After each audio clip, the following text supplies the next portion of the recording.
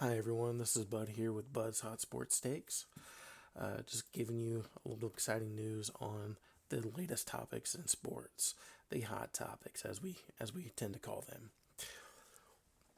Now, obviously, right now there's going to be no hotter topic than the NFL draft. Now, I know most people are probably going to start out with talking about the number one pick. We're not going to do that. We are going to get to that, but we're not going to start there. We're going to first start off with what I think may be already pre calling it the biggest blunder in what's going to be from 2020 through 2029 in the NFL draft. And that is the Falcons taking with a number 8 pick Michael Penix Jr. Now, I know what a lot of people are thinking, and some people are saying that he actually might be the best quarterback in the draft. Well, here's the thing, and here is why this is an absolute blunderous, terrible pick. You already have Kirk Cousins for 4 years with a massive contract that you had just signed. Now, and I know this may be an unpopular opinion, but it's true. Kirk Cousins is a top 10 quarterback. Proven so. Now, I know a lot of people are like, he only has one playoff win. Okay, well, the season is 17 games long. Pretty sure 17 games versus potentially, 3 to 4, depending on, if you have to play a playoff game or not, or wild card game, sorry, or not, is there's a lot more there, right? And then let's not mention that his last playoff game, which was in 2023, uh, the 2023 playoffs, not obviously this year, last year, uh, where he lost the wild card game to the Giants. Uh, he almost had an 80% completing passage percentage. He threw for a 31 of 39, like 274 yards, 2 touchdowns, and 0 interceptions. Which, by the way, he has only thrown 1 interception in the playoffs ever. Okay, the loss wasn't on him. Okay, but let's take that from aside for the facts. When you look in, year out, the dude is consistent on his play. He plays at a high end and he plays consistently. Now, let's look at last year in general. Okay, last year, what did we see? We saw the most inconsistent quarterback play probably in a decade. Half of your top five, top six, were either injured or didn't play like they usually play. Right? For instance, even though Mahomes won the Super Bowl, right? Even though he did that, if you look at his stats, he by far had the worst season of his entire career. Okay, and it is just flooded with play like that as far as last year for a lot of the top elite quarterbacks. Then look at Kirk Cousins, and this is where I'm talking about consistency is king, folks. When he went down with injury, right, where he was in the leading boards for the NFL at that time, he was leading in every single category you want a quarterback to lead in. He was leading in. He was leading the league in completions. He was leading the league in passing yards. He was leading the league in passing touchdowns. He was leading everywhere at that time. And let's look at years and years, of his pro career, right? You have he averages, okay? When you take out from the time that he's actually been a starter, you take and you average every single year of play. The guy averages about 4,300 passing yards, 30 passing TDs, and a quarterback rating of 100.4, rounding down. Now, I don't know what if you don't believe that that is top five material, guys. You're not looking at what the rest of the league is actually doing. Okay, um, I would say he's top five, but he definitely belongs in top 10 regardless. If I don't see how you could not agree with that. Yeah, okay, dude belongs in the top 10. But so you got a guy that is proven to be, that top 10 quality already. And then you got a guy that you had just signed in the first round to play behind him.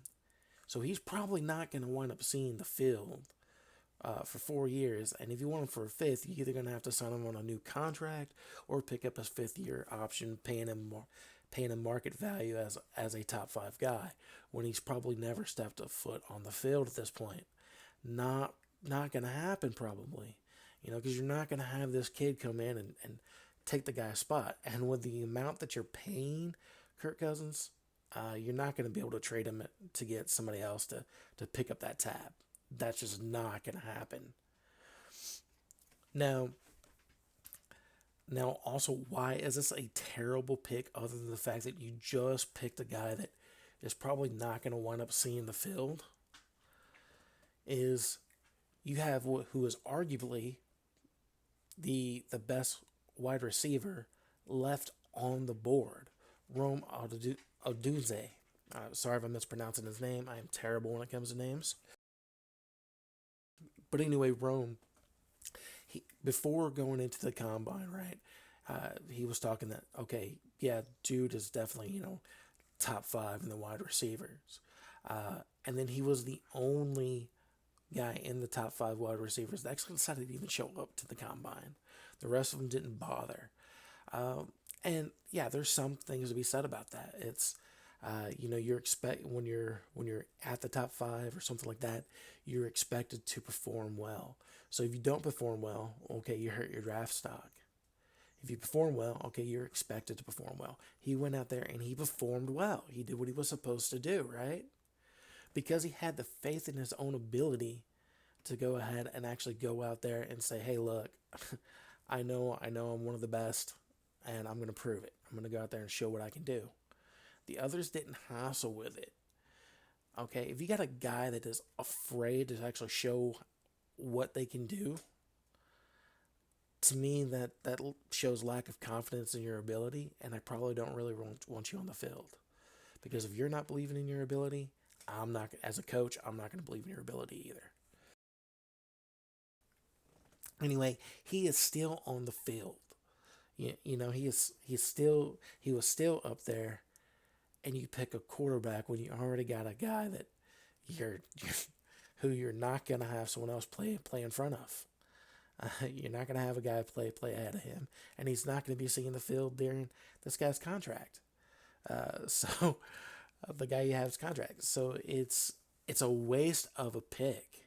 And then let's also talk about the fact that you're in the eighth spot, and you pick a quarterback who is at this time the fourth quarterback to come off the board. The draft value there that you actually have, if you were to trade away the pick, is higher than what you're going to get after picking Penix as the fourth quarterback off the board. Okay, so you're decreasing the value of the pick there. You have who arguably could be the best wide receiver in the draft still on the board, and you pick this guy ahead of him. And then like let's say if you did pick Rome, then what does your next year look like as far as your offense? Kirk Cousins, a quarterback. You'd have Drake London and Romo Onuze as wide receiver 1 and 2. No telling which one would actually be in the one spot, who would be in the two spot. Kyle Pitts is your tight end. Robinson and Algier as running backs 1 and 2.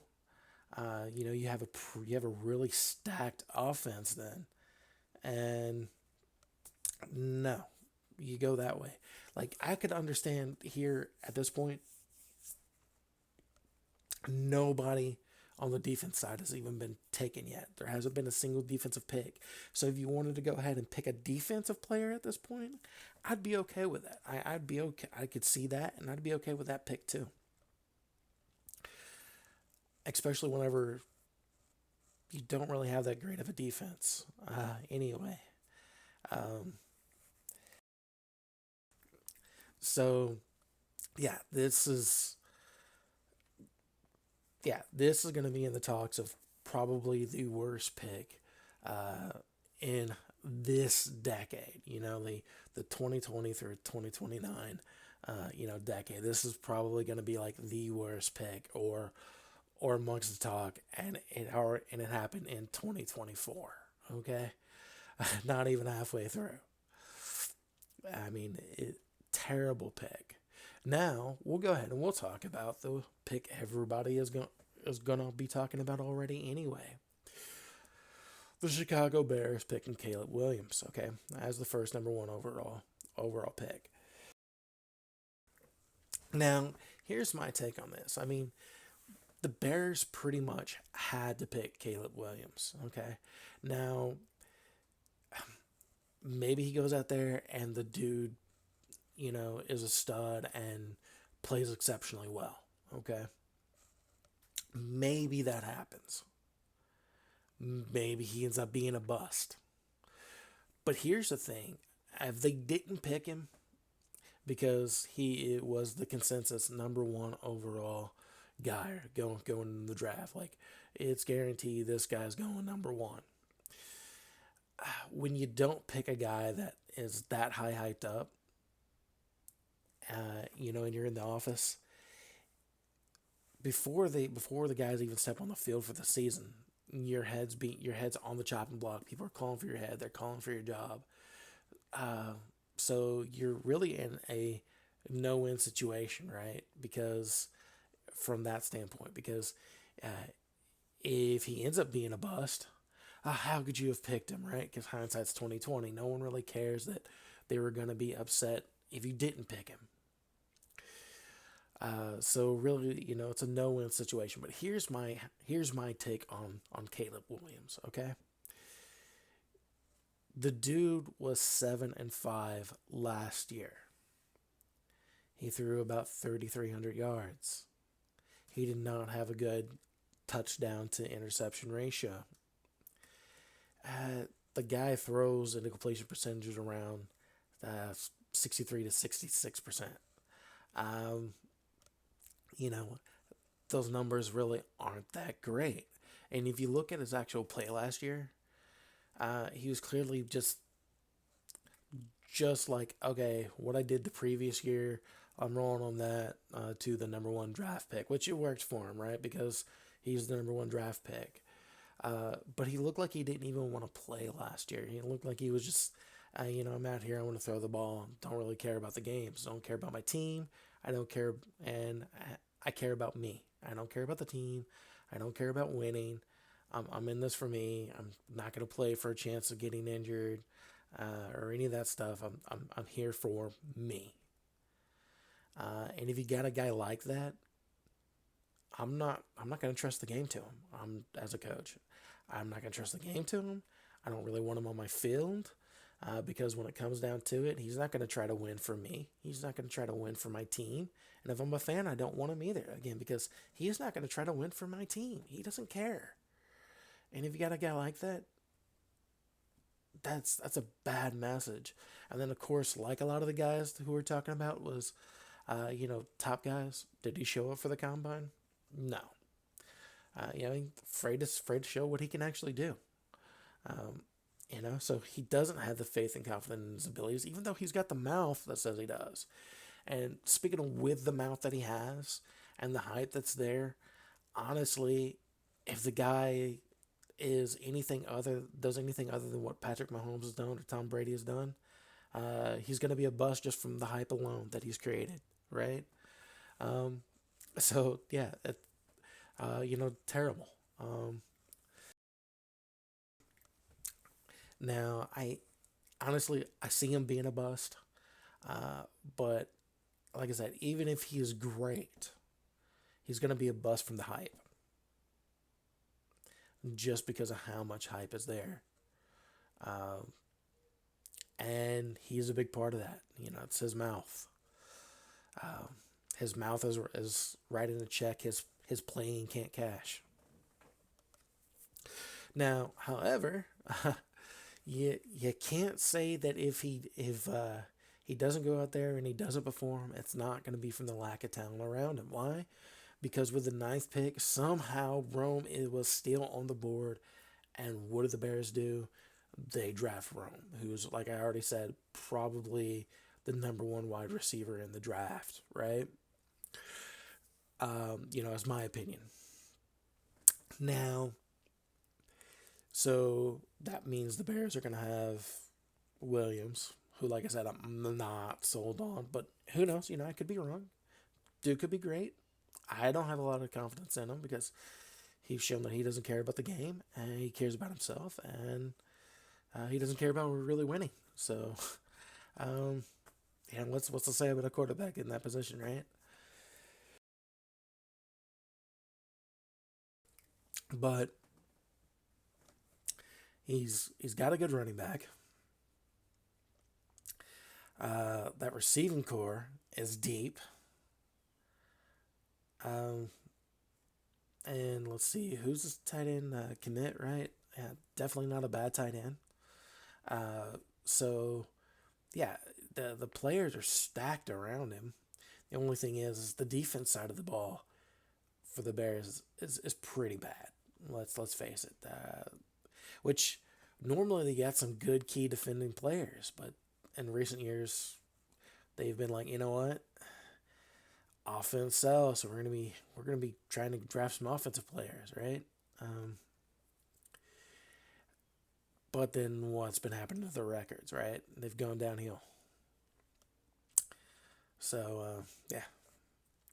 Now, of course, we'll talk about another hot button, Marvin Harrison Jr. Okay. Now, Marvin Harrison Jr. Okay, who consensus wise top wide receiver in the draft, which is why he's the top wide receiver off the board. It went three QBs and then bam, Marvin Harrison Jr. Was the first non quarterback off the board. Right, uh, dude has a great talent. Here's the thing though, he's going to the Arizona Cardinals. Okay, so this is gonna make it really really tough for him because let's face it, they just picked up Desmond Ritter from the Falcons, but they're not going to be starting him over a guy who's proven that, yeah, I can play okay. I'm not great. I'm not good, but hey, if you're, I can be a QB too. If QB1 goes down, I beat a lot of the other. I'd beat out some QB1s. So I'm not a bad guy to have as a backup, right? But here's the other thing: is Kyler Murray hasn't looked like Kyler Murray, nor has he played a complete season in 4 years. So, and he hasn't looked like the old Kyler Murray, he, which is kind of hard to say because he's not that old of a player, right? He hasn't been in the league for a long time, but when he first started off, he had a good hype behind him, and his play on the field was pretty good. Last year, didn't look so great. Threw just as many interceptions as he did TDs. The only thing that really Marvin Harrison Jr. has going for him going to the Cardinals is the fact that really wide receiver and tight ends around him.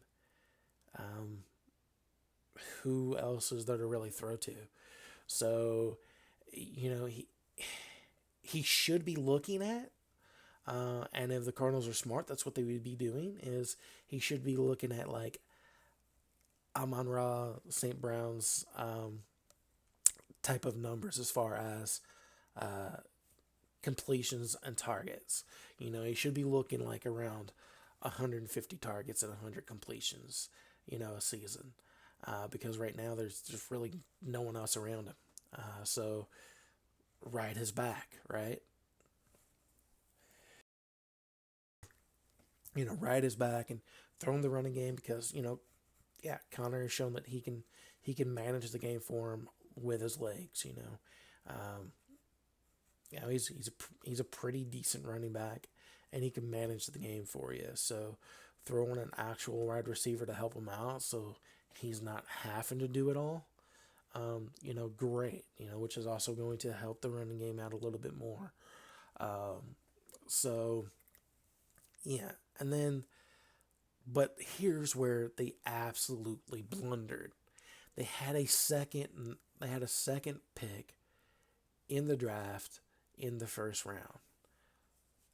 That's right. And let's see, what was it? The 27th pick. Okay. And they picked somebody on defense, which is a good call. It is a really good call because aside from um, aside from Baker, uh, who else do you really have on defense there? Yeah, sure. Um, you got who is it? Cornerback. He's not elite, but the dude does show that hey, yeah, I can play. Um, let's take a look here.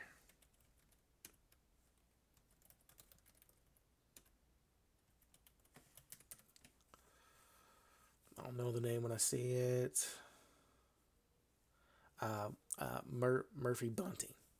Uh, yeah, the guy he's solid, right?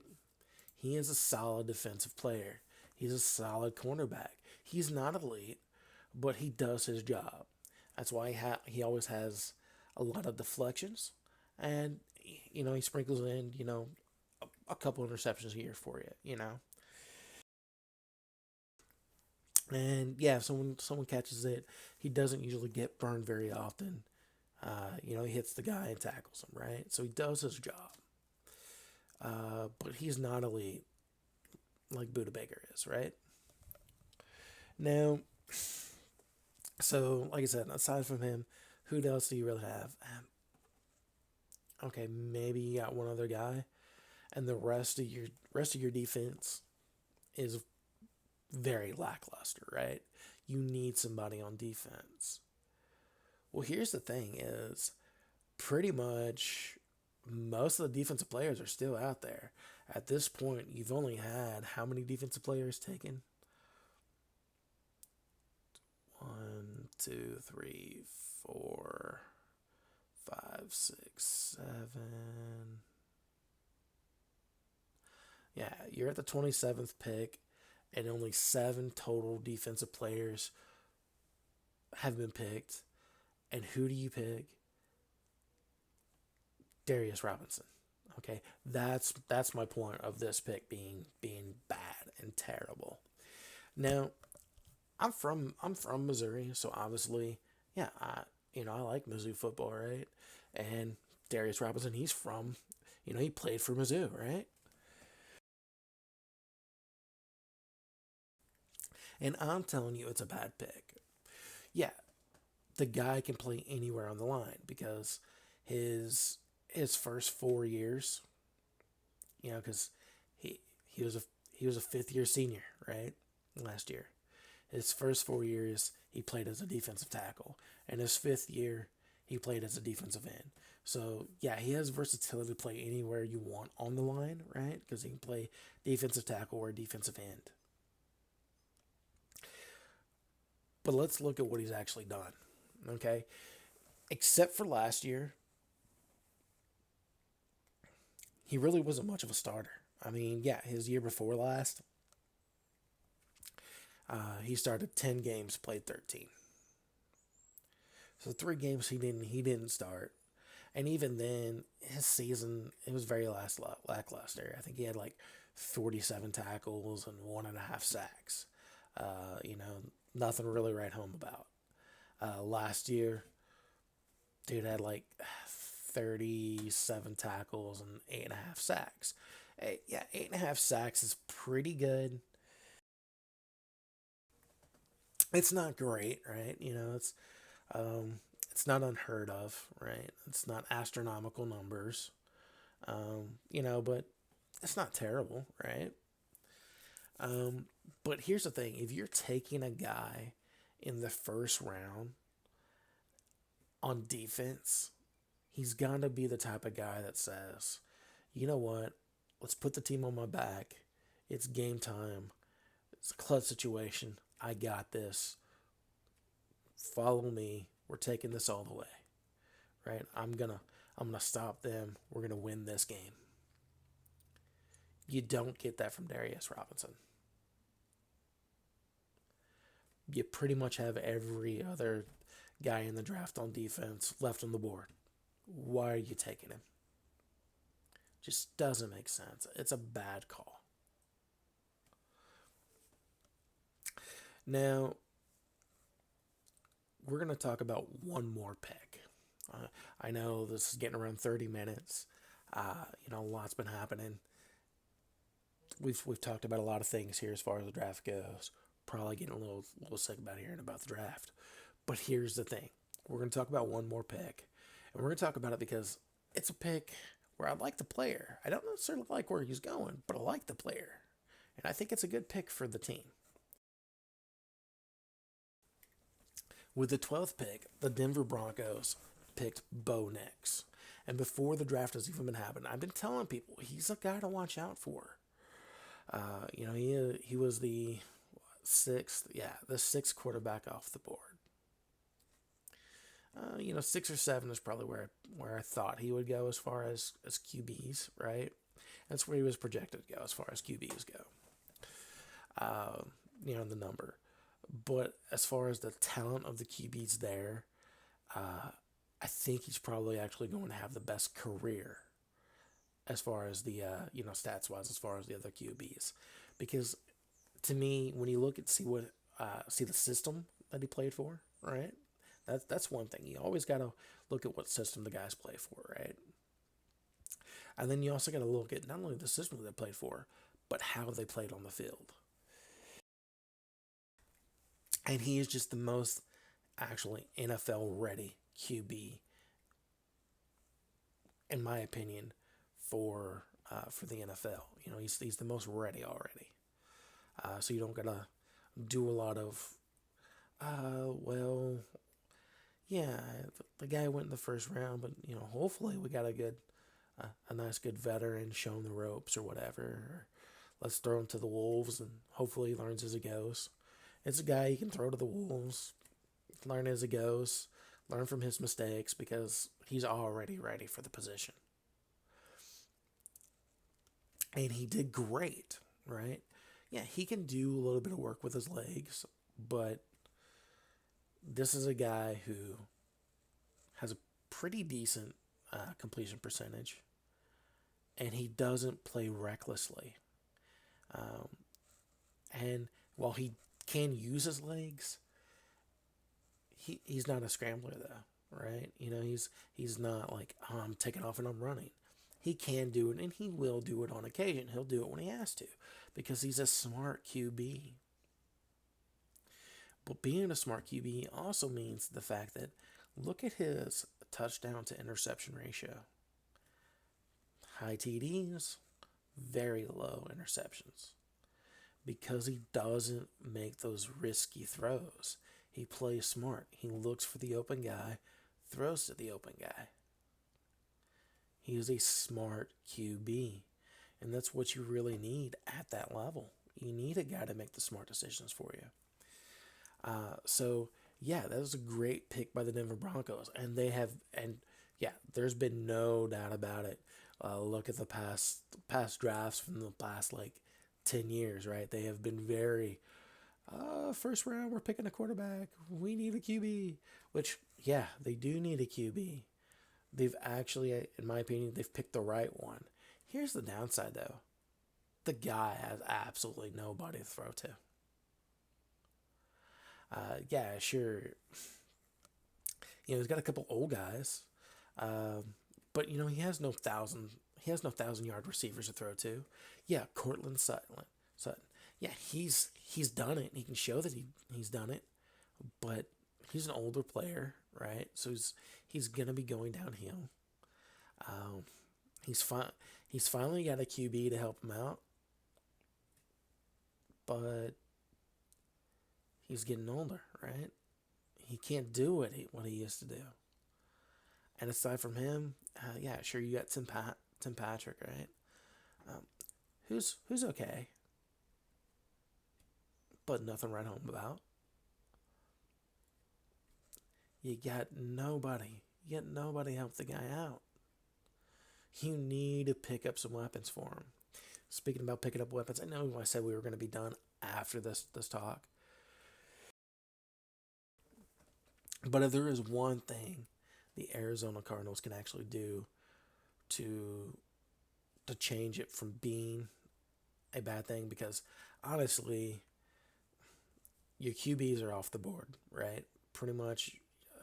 I mean, they've been picked to death. Wide receivers have already been picked to death. Offensive tackles already picked to death. I mean, between those three positions, that's pretty much the first round of the draft right there. That's pretty much kind of how it went. There was just that many of those positions. Uh, and they need so much help on defense. But they got quite a few picks left. They get to pick. They get the third pick in the second round. You know, then what is it? They got two in the third. Yeah, they got the second pick in the third round, and they got one more. I think it's towards the bottom.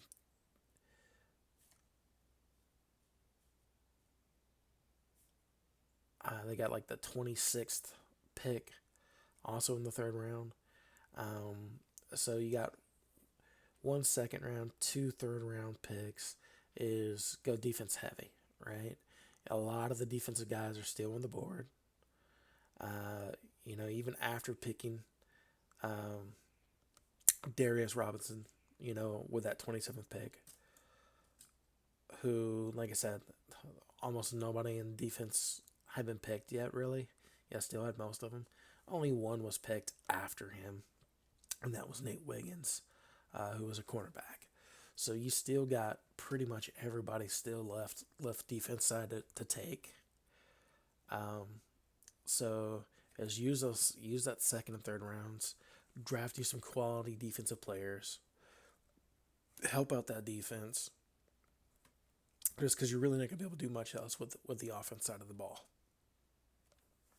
With what's left, and like I said, you got a really good running back who is durable, sturdy, dependable. So you really don't need to waste a pick in the second or third round, to get somebody to back him up. If you want, maybe the fourth round, right, or fifth round, pick up a running back, which not that difficult to really do anyway. When it comes to the draft, the running back position used to be highly touted. Used to, like how we're seeing like QB, QB, QB, QB, QB, QB. It used to be that way with running backs. Doesn't happen that way in the draft anymore, which is understandable. It's become more of a passing game and less of a running game. So I get it. It's still a very important position, but you can get away with picking later now because very few people pick that position early. So a lot of times those highly touted running backs, or should be highly touted running backs, are still there late. Um, but like I said, you also really don't need that at the Arizona Cardinals. What you need, is more offensive line. You need an actual good quarterback or an up and coming quarterback, a guy to take the reins. And yeah, Kyler Murray he does have knowledge about the game, and he can teach. But gotta have gotta have a line, and you gotta have guys to throw to, and you don't. Like, it's right now. It's kind of like one of those things where, yeah, they need a lot of help really on both sides of the ball, and I kind of feel sorry for guys going to that team, but someone's got to, right? Um, and for the Arizona Cardinal fans, sorry, just speaking the truth, right? Uh, I mean, Look at your roster. Enough said. Anyway, that's Bud's hot takes.